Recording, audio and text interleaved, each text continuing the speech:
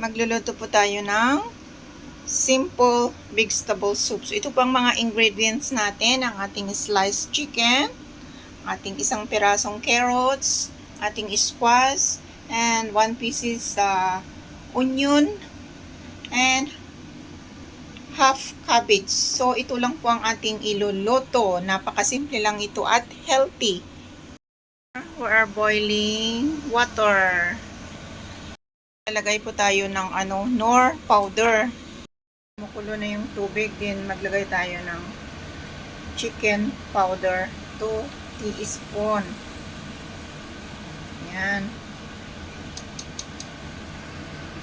Parang kulang. So maglagay pa tayo ng isang teaspoon pa. Natin ang chicken para lumambot. Yan. So isunod natin ang ating carrots. Yan siya.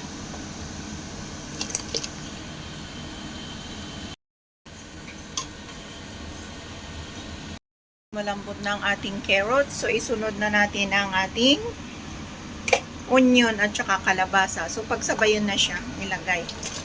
Yan.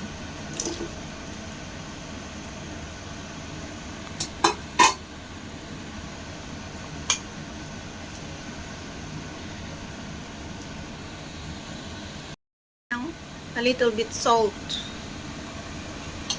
just for the taste only. And healthy vegetable soup. Ang ating cabbage, add the cabbage. Yan.